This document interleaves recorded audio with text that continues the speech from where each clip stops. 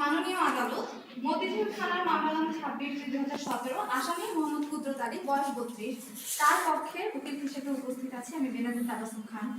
Your honour, আমার আসামি মোহাম্মদ কুদরত আলী এখানে হাজির হয়েছেন। তিনি এই মামলার একমাত্র আসামি। আমার মক্কেল আইনের প্রতি সম্পূর্ণরূপে শ্রদ্ধাশীল এবং সম্পূর্ণরূপে নির্দোষ। তিনি পেশায় একজন চাকরিজীবী। ইওর অনার, আপনি অবশ্যই অবগত রয়েছেন যে ওনাকে এখন যখন ঘটনাস্থল থেকে গ্রেফতার করা হয়েছে, মামলার ঘটনাস্থল ছিল মতিঝিলে। তখন তার বিরুদ্ধে অভিযোগ ছিল নিজ স্ত্রীকে খুন করে সিলিং ফ্যানের সাথে ঝুলিয়ে দেওয়ার, যেখানে ঘটনাস্থলে পরিষ্কার দেখাই যাচ্ছিল যে লাশটিকে এমনভাবে পাওয়া গিয়েছে যে কোনো সুস্থ মস্তিষ্কের মানুষ বুঝতে পারবে এটি আত্মহত্যার মামলা। দাম্পত্য কলহের জের ধরে এই আত্মহত্যার ঘটনা ঘটেছে বলেই ধারণা করা হয়েছে, কিন্তু ভিকটিমের বাবা এবং ভাই বাদীপক্ষ হয়ে মামলা করেছেন শুধুমাত্র একটি অস্পষ্ট ধারণা নিয়ে যে আমার মক্কেল তার স্ত্রীকে খুন করেছেন। তবে তাদের এরূপ ধারণা কেন হয়েছে সেটা তারা স্পষ্টভাবে জানতে পারেনি।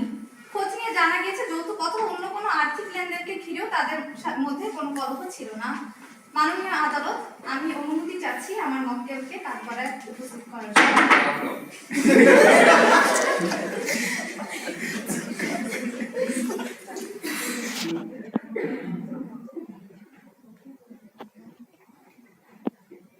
আচ্ছা, আপনি বলেন যে সেদিন কি হয়েছিল, আপনি কোথায় ছিলেন এবং আপনি কখন জানতে পেরেছেন এই ঘটনা সম্পর্কে? আমি প্রত্যেকদিন অফিসে গিয়েছিলাম সকালে 9টার দিকে। তো হঠাৎ করে 5টার দিকে ফোন আসছে, আমার ফোন দিয়েছিল, তো বলে আমার স্ত্রী সুইসাইড করছে। তখন জানার পরে আধা ঘন্টা হয়েছে, মানে 4 ঘন্টার মধ্যে বাসায় গিয়ে দেখি সুইসাইড করছে। এটাই হচ্ছে বেশি কিছু না। ইওর অনার, ওনার চেহারার দিকে আপনি একবার তাকিয়ে এই নির্দোষ লোকটিকে আজ আসামি বানিয়ে কাঠগড়ায় দাঁড়া করানো হয়েছে। মাননীয় আদালত, আমি ন্যায় বিচারের স্বার্থে নিশ্চিত করছি আমার মক্কেলকে আমি ভালোভাবে চিনি এবং কথা দিচ্ছি আমার আসামি প্রতিদিন আদালতে হাজিরা দিবেন এবং সকল প্রকার কার্যক্রমে সাহায্য করবেন। তার সব দিক বিবেচনায় রেখে আমি মাননীয় আদালতের কাছে ন্যায় বিচার প্রার্থনা করছি। মাননীয় আদালত, আমি মনে হয় যে বিবাদী আপা খুব ভালো প্রস্তুতি নিয়ে এসেছে। প্রথমে আমি যেটা বলে শুরু করতে চাই, আপনার নামটা? আপনার বাবার নাম কি দেয়া আছে, উল্লেখ আছে চার্জশিটে? তিনি তার বাবার নাম লুকিয়েছেন মাননীয় আদালত। আচ্ছা, আপনার মৃত্যুর ঘটনার সময়, আপনার স্ত্রী মৃত্যুর ঘটনার সময় আপনি ওই মুহূর্তে কি আপনার বাসার কাছে ছিলেন? না, আমি অফিসেই ছিলাম। তবে ঠিক আছে, তাহলে সেক্ষেত্রে আমরা যদি বলতে পারি যে তার অফিসের থেকে তার বাসার ডিস্টেন্স হলো 1 ঘন্টা, তবে আপনি আধা ঘন্টার মধ্যে কিভাবে চলে আসবেন? রাস্তা খুব ফাঁকা ছিল।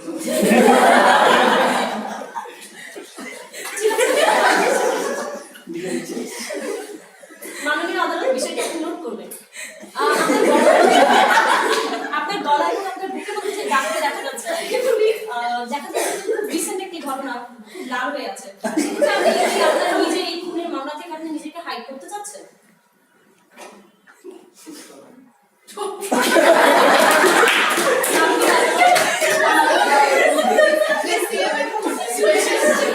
পুলিশের চার্জশিট থেকে যেটা আমরা জানতে পেরেছি, রুম প্রচন্ড এলোমেলো ছিল এবং আমার যে মৃত ভিকটিম, মৃত মোসাম্মদ হাসনা আরার দেহে বিভিন্ন ধরনের চিহ্ন পাওয়া যায় হতাহতের। সেক্ষেত্রে আমার মনে হয় সে তার গায়ের যে দাগটি সেটা লুকানোর চেষ্টা করছে। পরবর্তী প্রশ্ন আমি যেটা করতে চাচ্ছিলাম সেটা হলো, আপনি যে বলছেন যে আপনি খুন করেননি, আপনার এবং আপনার স্ত্রীর মধ্যে কি খুব ভালো সম্পর্ক ছিল না? অবশ্যই ভালো ছিল। ঠিক আছে, এটা আমরা পরবর্তীতে জানতে পারবো মাননীয় আদালত। চলে যেতে পারেন। কিছু এভিডেন্স আমি দেখাতে চাই সকলের সামনে মাননীয় আদালত।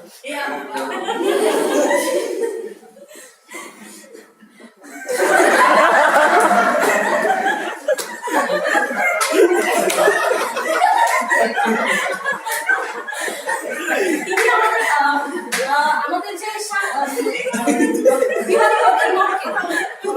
তিনি আমাদেরকে বলেননি যে সে আবার ফিরে এসেছিল তার বাসায় বা ফিরে আসেনি। সে ডিরেক্ট বলে দিয়েছেন যে বিকাল 5টার দিকে সে বাসায় আসে এবং তার স্ট্রিট সুইসাইডের ঘটনা জানতে পারে। কিন্তু তাদের বাসার সিসিটিভি ফুটেজ থেকে থেকে আমরা জানতে পারি 11:22 সে বাসায় এসেছিলেন এবং 11:32 খুব তাড়াহুড়া করে বিব্রত চেহারা 12টার দিকে বিব্রত চেহারা নিয়ে সে নেমে যাচ্ছেন।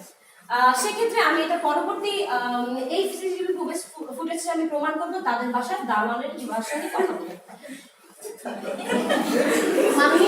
আমি ওই সময়কার অবস্থা পুলিশের চার্জশিট এবং ছবি থেকে আমি কিছু ছবি দেখাতে চাই বাসার মধ্যে কি ধরনের সিচুয়েশন ছিল।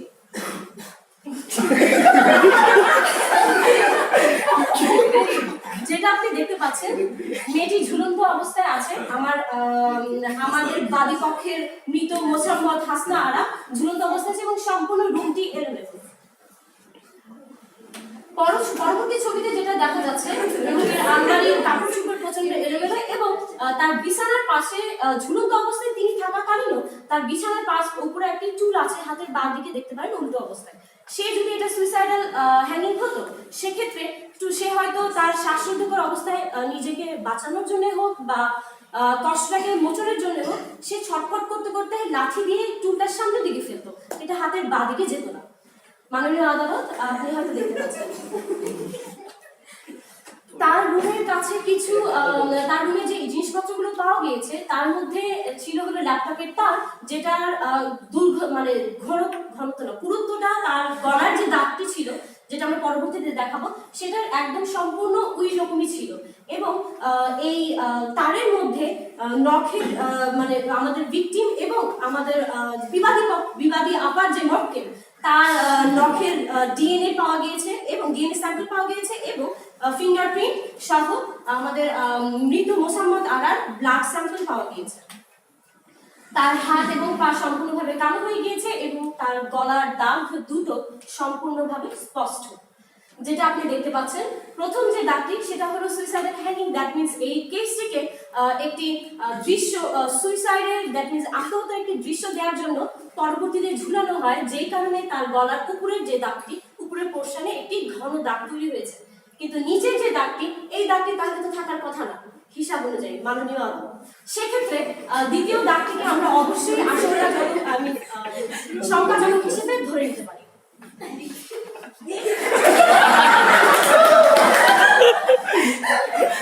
বিবাদী আপা আপনার কি কিছু বলার আছে এক্ষেত্রে?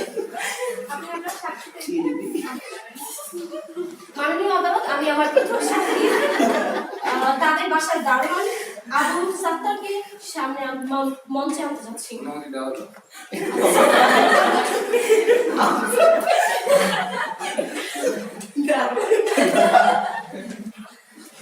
আপনার নাম? আপনি ওই বাসায় কতদিন ধরে কাজ করেন? আমি গত 20 বছর ধরে ছিলাম এখানে। ঠিক আছে, তাহলে আপনি একটু বলুন যে 26 তারিখ কি ঘটনা ঘটেছিল? 26 তারিখ বাবা আইছিল সকালে প্রথমে বের হয়েছিল, বের হয়ে আইসে 11টার দিকে ঘন্টা খানিক ছিল, এরপরে দেখি দৌড়াইতে বের হইতেছে, সালাম নেবা নিল না। সালাম আমি প্রত্যেক বাসে সালাম নেই কিন্তু এবার নিল না, ঘাম মস্তি বের হয়ে গেল। সেক্ষেত্রে পরবর্তীতে আপনি তাকে ফোন দিয়েছিলেন, তাকে কি বলেছিলেন? যখন দেখলাম যে মামি নাই, মামি সুইসাইড করলো নাকি, তখনই ফোন দিলাম আমারে। কারে ফোন দিব, আমারে তো ফোন দেওয়া লাগবে। আমার ফোন দিলাম, মামা আইলো। তার মানে আপনি আপনার দায়িত্বটা সঠিকভাবে পালন করেছিলেন, তাই তো? চাইছি মাননীয় আদালত আমি তার প্রথম সাক্ষীকে ক্রস এক্সামিন করার জন্য অনুমতি চাচ্ছি। আপনি বললেন যে তিনি ছিলেন কত ঘন্টা? 45 মিনিট এক ঘন্টা ছিল। আচ্ছা, আপনার কি জানার দরকার ছিল যে সে কতক্ষণ ছিল? আমি যতটুকু জানি অ্যাপার্টমেন্টে অন্তত হলেও 30টা ফ্ল্যাট আছে, তার মধ্যে একটা মানুষ কখন আসলো কখন গেল সেটা জেনে আপনার কি লাভ? সিসিটিভি ফুটেজে আপনাকেও পাওয়া গিয়েছে কিন্তু যে আপনি সেই ফ্ল্যাটের সামনে ছিলেন, তাহলে কি আমি বলতে পারি না যে আপনি কোনটা করেছেন? অবজেকশন ইওর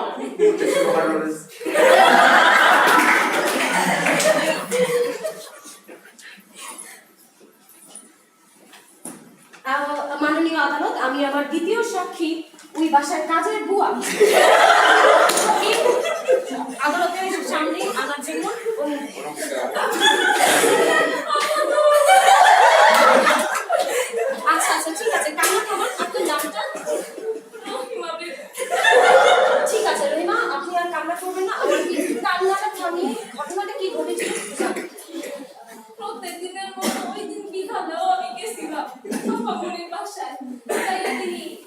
দরজা খোলা।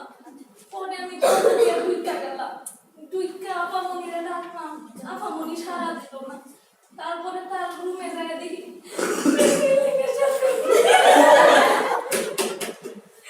মাননীয় আদালত, আচ্ছা আচ্ছা ঠিক আছে, আমি যেটা বলতে চাচ্ছিলাম যে প্রথমে ওই বাড়িতেই তাদের বাসায় বুয়া যে কাজ করেন প্রায় কত বছর ধরে, 1 বছর ধরে যে কাজ করেন, তিনি তাকে প্রথম ঝুলন্ত অবস্থায় ভিতরে পেয়েছে। এবং তখন রুমের অবস্থা কেমন ছিল? ভালো ছিল না, সবকিছু আগোছালো ছিল। সবকিছু ছিল অগোছালো, কারণ একটি সুইসাইডাল হ্যাঙ্গিং এর ক্ষেত্রে নিশ্চয়ই কোনো ব্যক্তি রুম এলোমেলো করে বা কোনো সুইসাইড নোট ওখানে রাখা ছাড়া সে সুইসাইড করবে না। সেক্ষেত্রে অনেক সময় দেখা যায় মেয়েদের ক্ষেত্রে তারা একটু সাজগোজ করতে পছন্দ করে বা খুব মিষ্টি মিষ্টি কথা বলতে পছন্দ করে, জীবনের শেষ শেষ কথাগুলো। আমি বলতে চাই যে এই ক্ষেত্রে তাকে দেখা যাচ্ছে তার সিম্পল একটা কালো শাড়ি পরে আছে। সে কি সকালবেলা তার আচরণে কি কোনো কোনো ডিফারেন্ট কিছু ছিল? না, ছিল না। আপামনি সবসময় তার মতো হাসি খুশি ছিল। মাননীয় আদালত, তিনি হাসি খুশি ছিলেন। বিমারি আপা, আপনি কিছু বলতে চান?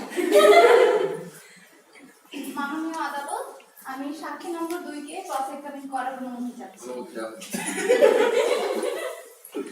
তাহলে আপনি বলতে চাচ্ছেন যে আপনি যে দেখেছেন দরজা খোলা, তাই তো?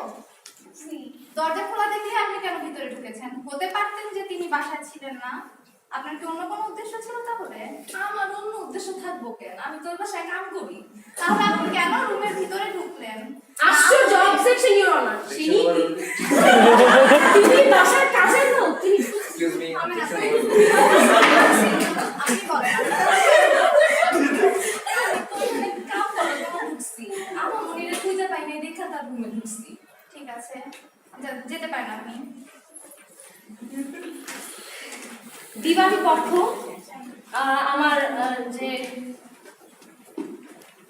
বিবাদী পক্ষের যিনি ছিলেন তিনি তার কেসটি সঠিকভাবে আমার প্রত্যেকটি যুক্তিকে একটিকেও সে ভাঙতে পারেনি। আমি আপনার মক্কেলকে আদালতের সামনে আনার জন্য অনুমতি চাইছি মাননীয় আদালত। অনুমতি দেওয়া আছে। জি ক্ষুদ্র জি ক্ষুদ্রতা, ঠিক আছে। এখন আপনি একটু আমাকে বলবেন যে আপনার যে ওয়াইফের সঙ্গে আপনার যে সম্পর্ক ছিল সেটি আপনি কিছুক্ষণ আগে বলে নিয়েছেন, এটা মধুর সম্পর্ক ছিল। মধুর সম্পর্ক থাকতেই পারে দুটো মানে একটি দম্পতি। তবে আমি সেটা বলতে চাই, আপনার বাসার বিভিন্ন আশেপাশে এলাকার ব্যক্তিদের সঙ্গে আমার বিভিন্ন সূত্রে জানতে পেরেছি যে আপনি মেয়েদের সঙ্গে সম্পর্ক রাখতেন, বিবাহ বৈবাহিক সম্পর্ক ছাড়া। আপা একটু শান্ত হন। এখন বলুন, এক্ষেত্রে আপনার কি বলা আছে? আপনি কি অন্য কোনো সম্পর্কে ছিলেন না? মোটামুটি সত্য। মানে আমি এর পরিপ্রেক্ষিতে একটি এভিডেন্স দেখাতে চাই।